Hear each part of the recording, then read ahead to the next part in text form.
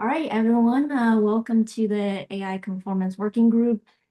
Today is September 18, 2025. Before we begin, a quick reminder that this meeting is governed by the CNCF Code of Conduct. Please be kind, constructive, and supportive to one another. If you have any concerns, please feel free to reach out to one of us privately, the moderators privately during or after the meeting.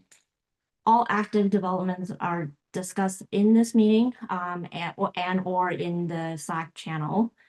Please join the Working Group AI Conforms mailing list if you haven't already to get access to the meeting notes. And again, a reminder that this meeting is recorded, publicly shared, and please use Zoom chat to raise your hand or ask questions. With that, let's start with some announcements. As you probably have seen emails from Janet, that the must requirements for the initial Kubernetes AI conformance for Kubernetes version 134 have been finalized and published, and you can find the list of requirements for self-certification in this YAML. And we encourage you to, for all the vendors to begin reviewing these requirements and prepare for the self-certification process. And for the initial program rollout for 2025, conformance will be granted based on completed self-assessment questionnaire. There's more instructions in this repo if you want to take a look. And also, if you want to be included in the first round of certifications, specifically for KubeCon, the deadline for that is October 31st for now, and we're still trying to finalize the date with CNCF. Also announcement for going forward, a lot of the async discussions are now moved to GitHub as GitHub issues. I know we've all had a lot of really great discussions in this document, but now all the issues have been, all the shoulds and further discussions will are moved to as issues in this Working Group AI Conformance GitHub repo. And with that, and obviously there's this meeting where we can have live discussions and to finalize a lot of these requirements before we push them to GitHub. Mario. Yeah, and to add to this, there is an open pull request in the CNCF AI conformance repo, and I think this will also touch on the point that Derek opened as the first open topic. I created this 2 days ago. It's basically a restructuring of the repository. We already have some comments on it. This is also to represent the same structure as we have with the Kubernetes conformance. So it basically, you can see that we have then a docs folder with the YAML for the corresponding version. There's a README file into it. There's also now an instructions file. Not all of the links in the instruction file are yet covered because we still need to figure out with CNCF how the review process, for example, then will be. I mean, the process is clear, but what is missing is, for example, the how CNCF will review it. So that there's in the Kubernetes repo, there's like this is how CNCF will review the conformance, and we are still in touch with CNCF to make this how will CNCF do the review. We will also create a sign up document in this. This is currently also discussed with legal from CNCF because this is mostly legal stuff, so that every vendor that wants to be part of this has to sign with DocuSign. That's the same structure then basically as the Kubernetes conformance. But yeah, there will be another pull request adding those topics. And but generally the instructions already represent like 95% on how to fill this out, how to get it up and running, and what fields are expected and what the different fields mean. And we move the template file. There will be a link in the old template file. This is something that I need to fix because this was brought up, I think, by Rita or by Janet, that we have a permalink to the old file that's in the main structure. But for each of the Kubernetes releases, there will be a new AI conformance and then .major version, .minor version, .yaml, following basically Kubernetes conformance. And there was one additional thing that I wanted to say and I forgot. Did you want to call out that Kubernetes conformance is a prerequisite? Yes. Yeah, Kubernetes conformance is a prerequisite that you need to have. So if you want to be AI conformance for 1.34, you need to have conformance for Kubernetes 1.34.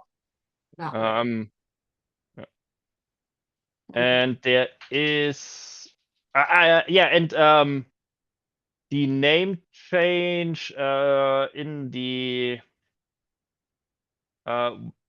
the working name for the AI conformance program was CNCF, Kubernetes AI Conformance, and that's a mouthful. So we would remove the CNCF and just call it Kubernetes AI Conformance to make it more, because we also think that more people know Kubernetes and less, there are more people that know Kubernetes and don't know CNCF, which is sad, but yeah. Andre. Yeah, I'm just like wondering, so what was the main rationale to remove CNCF from the naming then? I understand, like, the majority of users are aware of Kubernetes, right? But I think as we discussed initially, right, when we started this working group, that unfortunately Kubernetes cannot really address the entire end-to-end AI lifecycle, right? Which means like we need to be kind of open in a way like which APIs we're going to suggest for platform admins, right, to integrate. I mean, it is still under the umbrella of Kubernetes, right? So it's still a Kubernetes, the conformance is still the Kubernetes conformance, and it will always be the base of the conformance program, because also the tests and anything, so tests and content will always be potentially in the future with SIG Arch or SIG testing. So it will always be like a Kubernetes focused thing. And we don't know if CNCF eventually wants to add more conformance programs that are not focused on Kubernetes. And also it's easier to recognize. That was the thinking behind this. So when we say focus on Kubernetes, what do we mean? What do you mean, Mario? Maybe my question is. I mean, the original idea was when we opened the doc, I think the original doc, it was Kubernetes conformance inside of the doc. And it is there to make the conformance program for Kubernetes-based platforms to establish Kubernetes as the de facto standard for AI and ML workload platforms. That was the original idea, and to have a standard in this.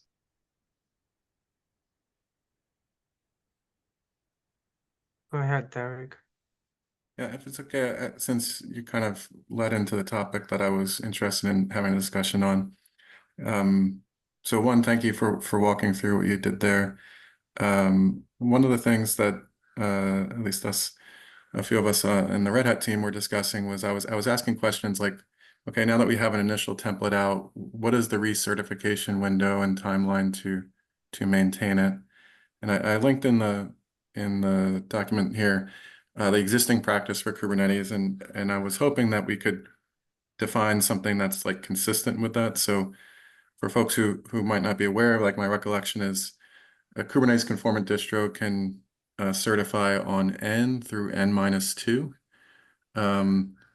to maintain conformance, with the caveat that they must recertify within 9 months or whatever, some other 12-month, whatever's longer or shorter period exactly. But either way, like you have a point of being able to say I'm conformant, and then you have a period to be able to maintain that conformance badge, and then you have to have future resubmit conformance. And I so what I mean, was trying to you think need, through was, if it's just okay, I was just trying to think through like, in this setting, if we do, 135, 136, 137 in the future, like we kind of need to establish a recertification window, and I was just wanting to propose that it stays consistent with Kubernetes. And I wanted to first get a perspective from the group here on that. okay, I have a different understanding of Kubernetes conformance. I have the understanding that you certify for a specific version. So if you're supporting 1.30, you're Kubernetes conformant with the specific version. So that means you're Kubernetes conformant with 1.34. So if you look at the link I published, there's a period on conformance time period and later versions of Kubernetes. Like if the version that you certified is end of life, you run out of certification. So you need to have at least always one non-end of life version certified. And then there is a grace period, but I would definitely agree with Derek and just align. I would even copy paste the same thing. It's just because so we are on Kubernetes versions anyway, right? So we should just fully align with that. So it's a little further down. It's conformance time period is the, I know I ran out once almost, and then I got notified and had to like. And in practice, like even well-intended vendors can sometimes miss a process, and having some window to get you back into compliance is always good. And so just getting a clarification on the time period here, because as we go forward for 135 or 136, like depending on when the compliance requirements are published, like today with conformance, the conformance basically annotation is a part of the test suite in Kubernetes. It's not like a separate process, but for whatever period we have the like questionnaire format, it's kind of like disjoint from the normal engineering process. And so I was just trying to think through like, well, how do we ensure that go forward the questionnaire for as long as we have that is like somehow timely with the Kubernetes release. But just in this instance, if folks are comfortable with keeping this existing language, if I can flip to like putting on a vendor hat right now, if it's okay, rather than like my community hat, I would appreciate it if we could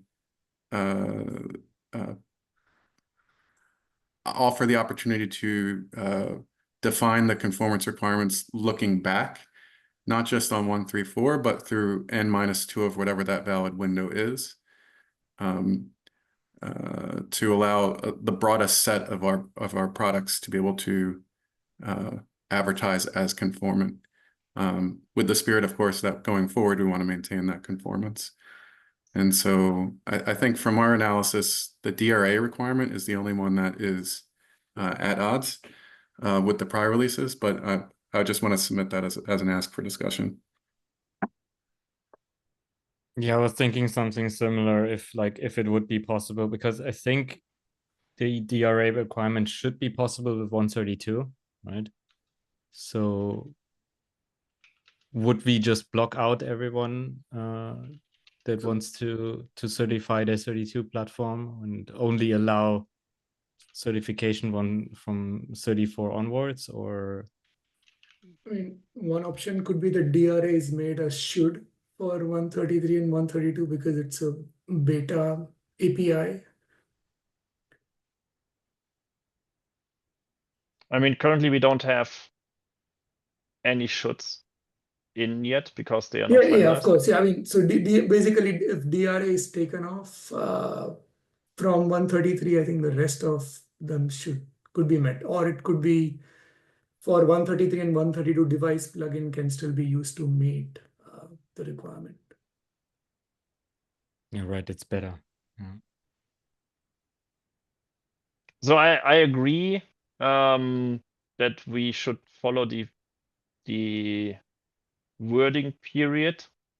So basically the time period and the wording. The funny thing is that in terms and conditions of certified AI platform, there's already the time period mentioned, and for whatever stupid reason, I didn't put in the time period, because most of the terms and conditions for certified AI platform that I wrote are copied, or not copied, but reused from the original conformance program. But apparently I forgot it, or probably it was just late. So I agreed to add this there. For using older versions, I mean, technically, when we see it now, it's only 1.33, because 1.32 will be out of support when KubeCon hits. Basically, when it's announced, then we have shortly after KubeCon North America is happening, 1.35 will probably come out. So I would argue that 1.32 is, it's not worth to add it in. Yeah, I guess the way I was looking at this is that there'll be 3 concurrent valid forward-looking releases that this mark or this branding could be used to, or this qualification could be used for a given distribution. And so whether or not we go back to 132 or 133, I guess for my spouse, putting on my vendor hat, I would be very appreciative if we could be at least inclusive of N-1 in the initial announcement. But then I just forward-looking, I have to appreciate that there'll always be an N-3 window, unless there's some change to the program here. And so whether or not we start with 2 or we start with 3, I know personally as a vendor, I would appreciate if we could start with more than 1. Does that make sense? Yeah, totally. I mean, and I guess from this discussion there regarding DRA is that the corresponding platform from the vendor head don't have the DRA support in 1.33. Yeah, candidly, I think even with DRA, it's a little, I'm confused. I'm concerned on a few topics. One, we have users we all represent customers who are using our platforms today for AI workloads, and I don't want to cause unnecessary confusion where they're being successful to say like you were somehow doing it wrong, and that's just a fear I have. Then as a general concern, I don't know if anybody from NVIDIA can chime in or not, but like I don't want to cause unnecessary confusion if a particular hardware or device, plug-in combination is not yet ready for production usage on 134 to like prematurely promote a customer to want to move to that latest release if they were not yet ready from an ecosystem perspective. So having something that just captured 133, 134 might be better for the overall ecosystem in the near term. But happy to hear other perspectives. I'm aware of feature gaps on the DRA side that I think still would give people cause on necessarily making that their one path. But yeah, either way, I just looked at it forward looking. If we were consistent, you would have a 3 release rolling window.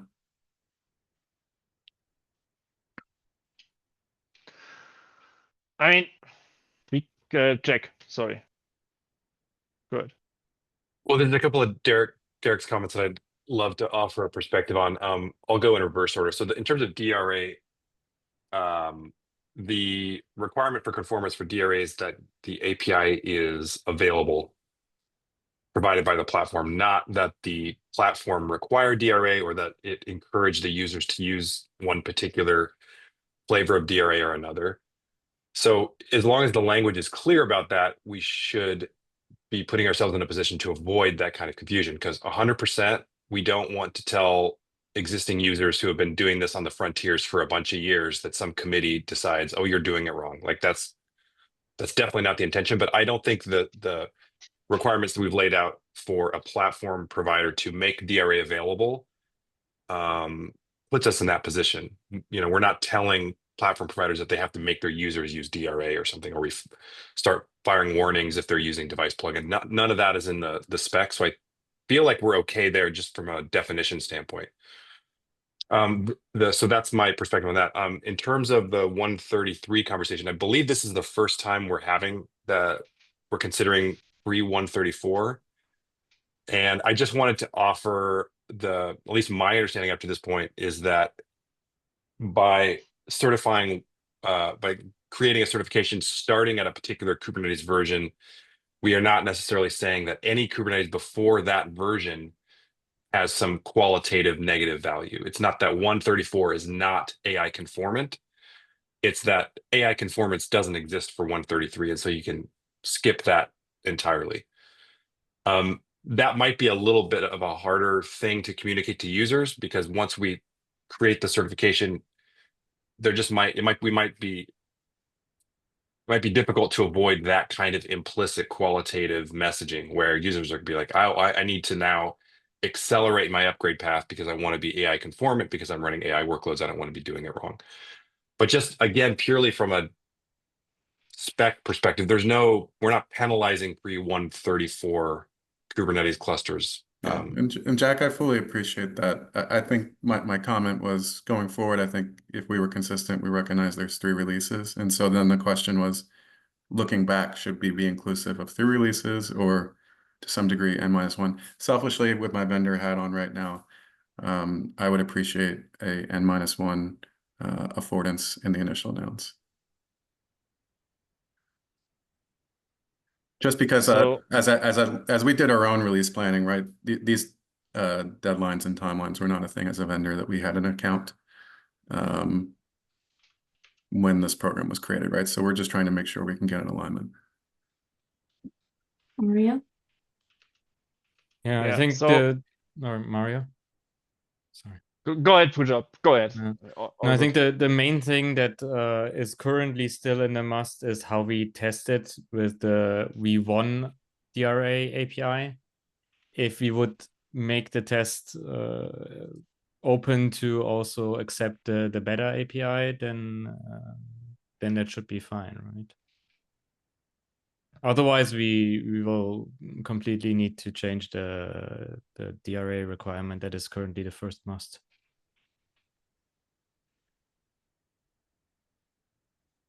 I mean, from a consistency point, we moved everything which is not GA to should, just because of continuity and also because we don't have conformance testing endpoints for non-GA features. I mean, in this release, we even don't have conformance tests for GA features because we don't have conformance tests for some of the DRA stuff, but that's something that is currently being fixed, I think, with SIG release and SIG testing and SIG Arch, if you have seen this. So this is not something that bothers us, but I would honestly say if the group decides, and I want to highlight this, that this should be a group decision, that we do certification for 1.33, and I don't want to do one for 1.32 because as mentioned, when the program is announced, 1.32 will close to be out of support anyway. And then I would move the thing with the DRA rule to should, just because of following, we only use GA features and so on and so forth. Yeah, I think for myself and my concerns, I'm satisfied by that, and I think it in the spirit of 135 coming forward, that's fine. Unfortunately, I have a very hard stop in 1 minute, so I know I can't get to the next Okay. item, but I Then appreciate everyone's let's- discussion, and thank you so much. Runa, quickly your point. Yeah, so what I'm saying is, right, like we already talked about having a separate folder per version, right? So we have a 134 which has DRA. So for 133, we can drop DRA, and in the future 135, we may be adding more masks. So that just shows how we can like evolve the requirements over time. Janet? I would argue that for 133, we still require DRA to be enabled, so to keep the AI conformance spirit. And also one question, does other vendor who can certify 134, does that mean that they're required to certify for 133 as well, in addition to 34? Yeah, Janet, if it's okay, if it's in 133, I don't believe the feature is GA, and it's like for me as a vendor, it's hard for me to then support a beta feature. So I'm looking for the transition from a must to a should or some lesser language to not pressure pre-GA features in the prior release.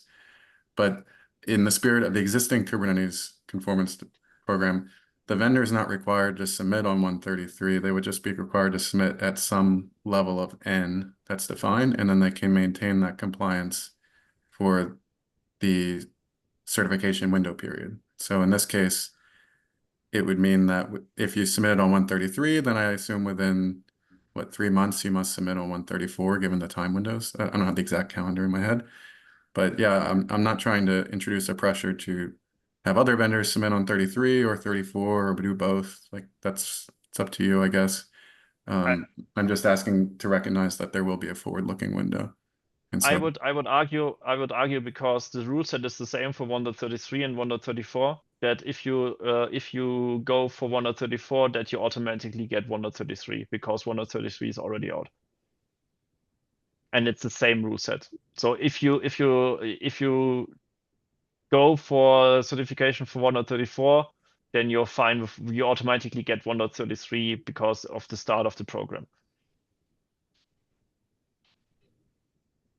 If it's the same version of your product, let's put it this way. So if the product version for if your product in the version supports Kubernetes 1.33 and Kubernetes 1.34 and you go for 1.34, then you automatically get 1.33. Wouldn't we still So want like folks to actually submit for the version, right? Rather than Like you couldn't do that for KDS conformance Yeah. either, right? yeah, you have to submit. You need to certify all versions that you want to have certified. But I mean, it would look the same because it is basically pointing to it. You could submit the same document. You Yeah, could, you basically, Yes. you I think the only problem that we have is that basically DRA is not GA and most vendors cannot support non-GA versions. Yeah. And okay. I would like to do 2 votes. One vote is, do we want to support current version -1? And I would argue that every company gets 1 vote. Every company present in the meeting gets 1 vote. Because otherwise, I don't know. I don't know. There would be I think there are more Red Hat people here than from Kubernetes, so it would probably be fair that we. The problem is, George, we are. How do we would vote async? Google group. Should we use that repo? We just created the working group repo. Use a repo, maybe /git vote. I don't know, or maybe Yeah, just a quick. We could do git vote, and every company who has Kubernetes conformance can cast a vote. Yeah. It's just we don't want to, I missed a one meeting because something came up in my personal life, like. Okay, then let's do this. We create a vote for supporting current version -1, and we create a vote for dropping the DRA thing as a must for 1.33, because I don't want to lose time, because time is basically of the essence. Yeah, time gate it like a few days. What's the working hours in Kubernetes? 72 working hours or whatever? Or what's the boy, that sounds high, but there's a number. Yeah, so basically we need to have the vote needs to be closed before the next meeting is happening. So what's the threshold for the vote though? Yeah. Like, what are you looking for? How many companies? Like more pluses than minuses, or? Yeah, it's a simple majority vote. Okay. But concretely, it's just asking if we should, in the first version, include 133 or not. Right? Yeah. Like, there's no other ask here. Let's not overcomplicate. If we include it, we need to drop the DRA for that version. Wait, I think what Derek was saying before you dropped was, he was saying because DRA is not stable in 133, he wouldn't feel comfortable even enabling it, right? Yeah, So that even is if you risky. have- Yeah. So Yeah, even if you policy-wise, I have think one- none of you can, right? Like I think Right, AKS so also even counts, if you right? have 133, like even if we said the conformance program can't do 133, it doesn't change the fact that the requirement still says DRA API is a must. So I think he's asking for two things. One is change the DRA API from a must to a should for 133, and two, include 133. I think he's asking for both. Yeah, I mean, just both of them work together, right? Like you Right. only need the first one if you have like Right. But right. I'm saying just 133 alone doesn't help him. Yeah. No, Yeah, no, I no, know. exactly, right. It's, yeah, but do we do one vote or two votes? So one vote to say enable 133 and drop the must of DIA. I mean, that is a given. If you are doing 133, we cannot force someone to support beta APIs.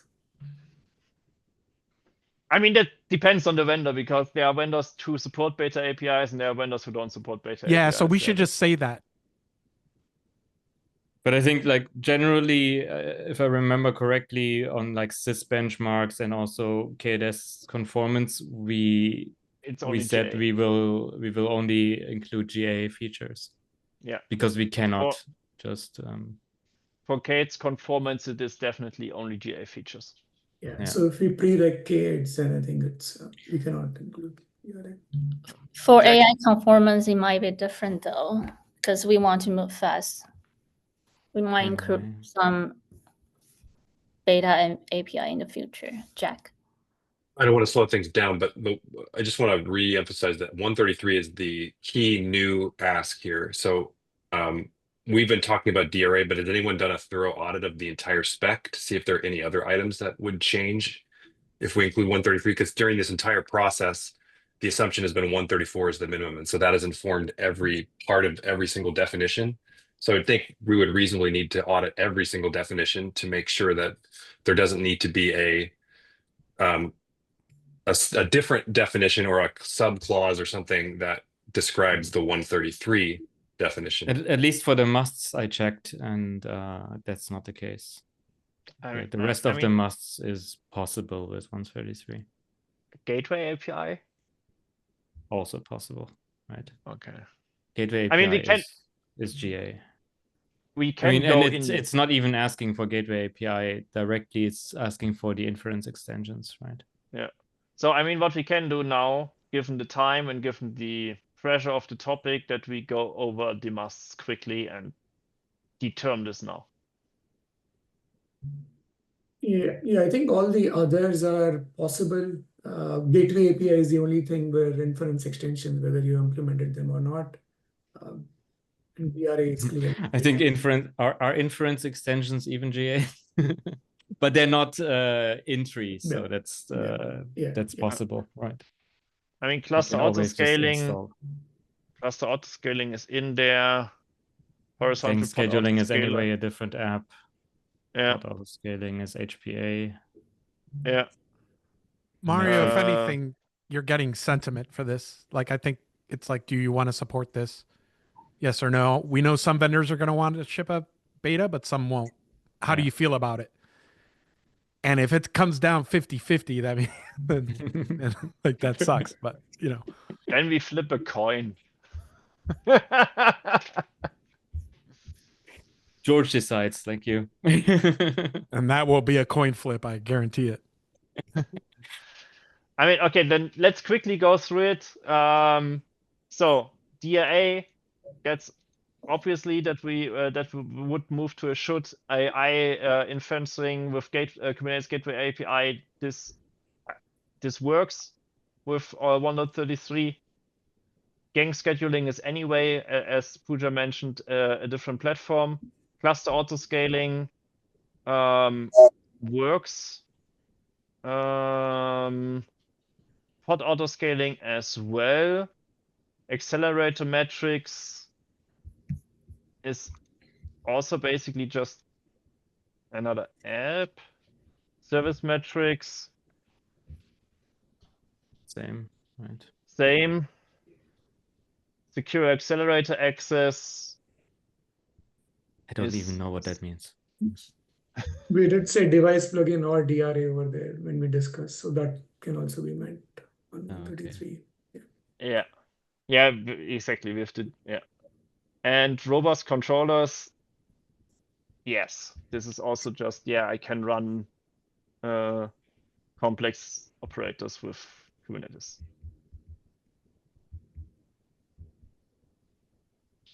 Yeah. Okay, so I think we are good. So the only thing is basically DRA.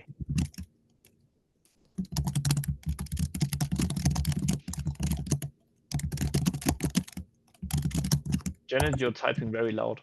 Oh, sorry. She's making bold statements. She's making bold statements.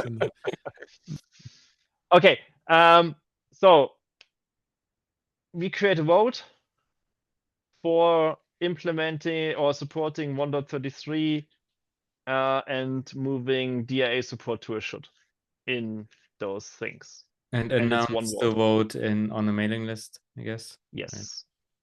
Right.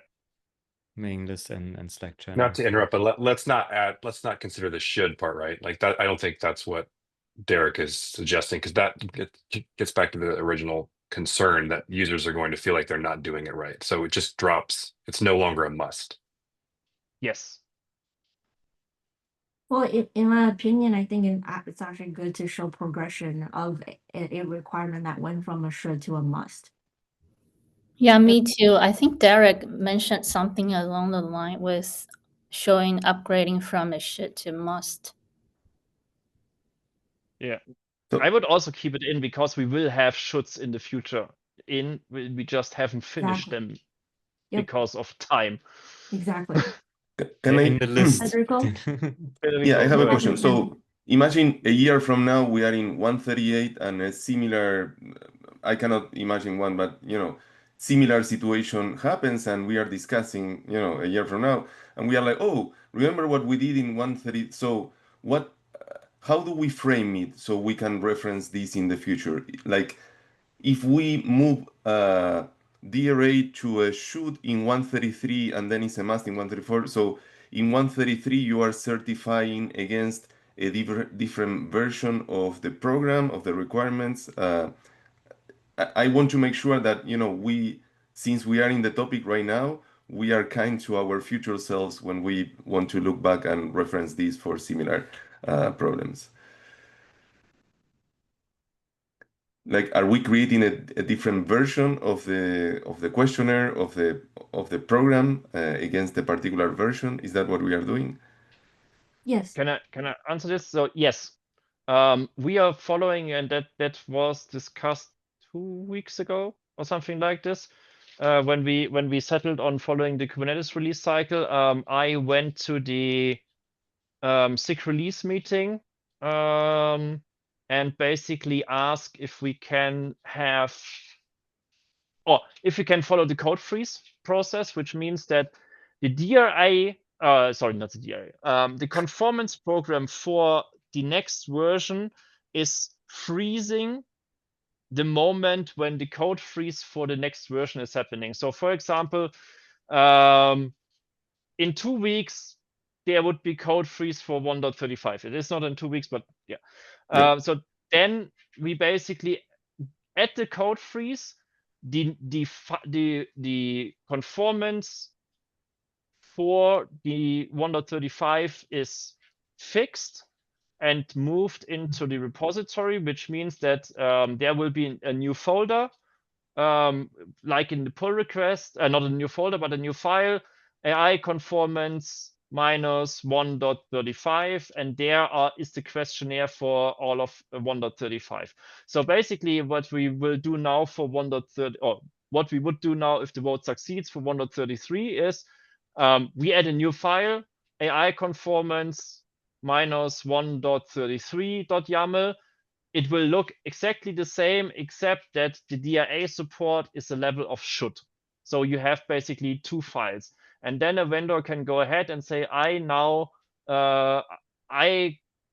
make my conformance against 1.33 because I I can only do 1.33, and once they have released 1.34 and they have also the Kubernetes conformance for 1.34, they will basically go ahead and submit a pull request with the questionnaire for 1.34 and then for 1.35 and so on and so forth. So, and that then what Pooja basically explained, I think Pooja explained it,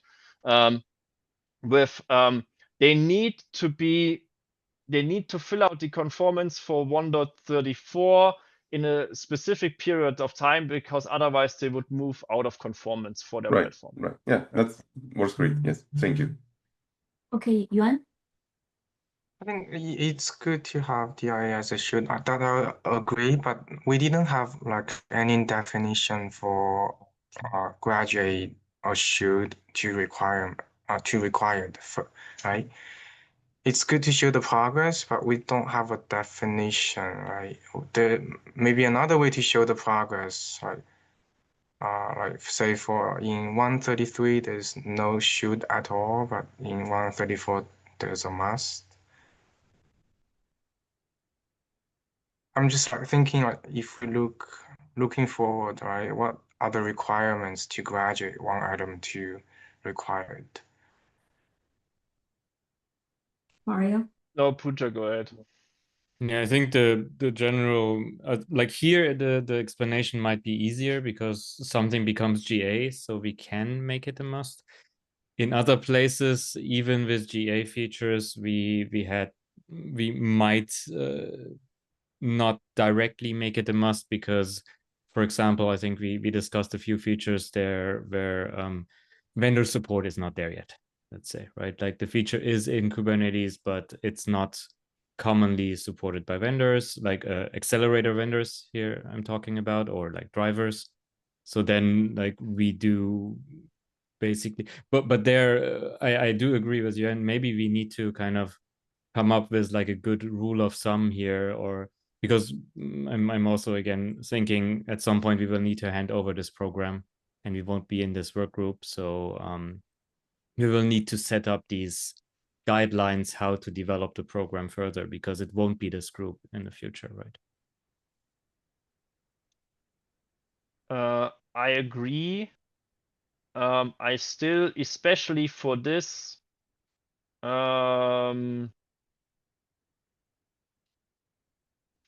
topic, I would basically say that we keep it as a should inside of it, because we know that given the resources, given the points, it will be a must because it was agreed upon for 1.34 to be a must. And we still have time to define a process. And also to go on Jack's comment there, I would not have it as beta, because I think that some of the shoulds will never be a must. It will be a differentiation of the capabilities of different platforms if they can fulfill this.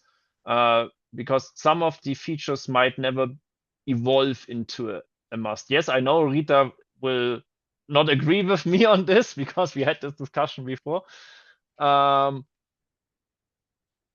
this is something I still would rather keep it as should than as beta, because it's not given that it is a beta. And Yeah, I agree. Some should items may not end up in must at all. Right? That's up to debate for the future. They look like maybe recommendations or like roadmap or reference implementation.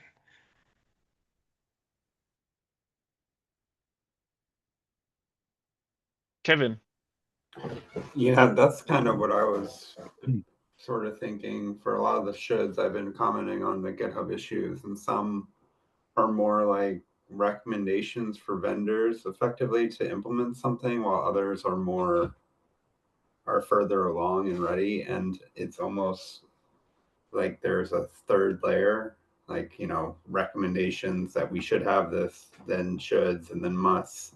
And because some of the shoulds I think are pretty far from actually being actionable from most vendors.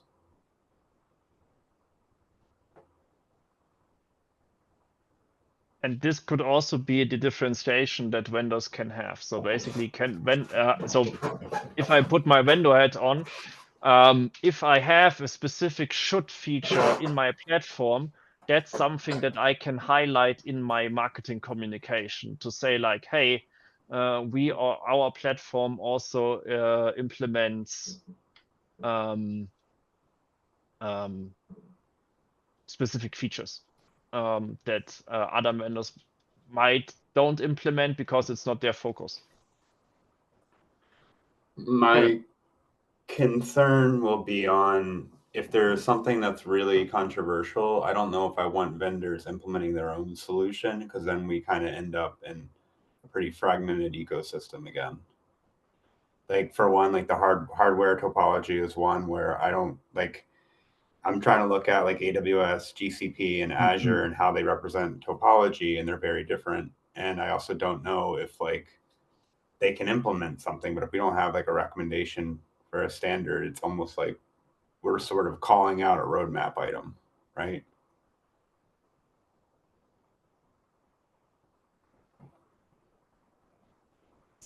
Yeah, I think that's what the should helps defining the standard, because the problem we have now is a lot of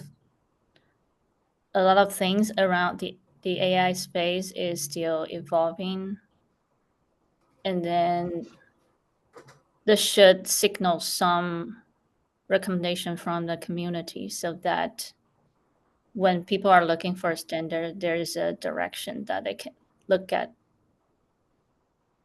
And then if there's a lack of standard, we can define it. Things like metrics, things like DRA edge, DRA usage. Yeah, I agree with that, but I guess it gets to me like I'm concerned that like a should might become a must soon. And it's unclear like if we're saying some things need standardization while other shoulds are ready to kind of graduate to must. And I feel like there is like two separate like levels for should right now. And I guess it gets a little confusing to me, like how, like, because I'm kind of imagining most of these shoulds will become musts in the future. All right. Maybe we need a folks, nice, must shoot nice or something.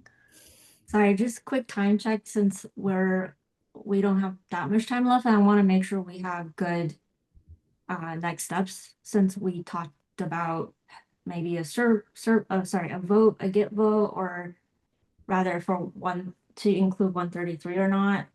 And then for DRA API as a should or not, whether we should include it for 133. If y'all can quickly vote on it in the chat, that would be great. So who's gonna follow up on the get vote? I will do the get vote. Hey Mario, you might not even need git vote if you just want to do a sentiment analysis. In the interest of time is what I'm saying, unless you could spin it up and like right away. I will have a look. Yeah. I think git vote needs to be on an org level. That's the only Yeah, yeah. Like I would just count it by hand. Yeah. Might be easier. Yeah, I will create an issue in the working group AI conformance, write something down, also write the requirements who can vote. And then, yeah. Just say name, vendor, blah, and then just, yeah, thanks. Yeah. And one vote per vendor, I guess. Yes, one vote per vendor who is AI who is Kubernetes conformant. Yeah. Okay. So only vendors that are already Kubernetes conform, right? I mean, Because that's the that's one who who is are concerned, affected. right? Like Exactly. Yeah, exactly. That's the group of people who are concerned, and I don't want to clutter the vote. Yeah. Okay, and I think sounds like we have some votes to keep DRA API as a should for 133. Yeah. All right, thank you. Anything else for next step?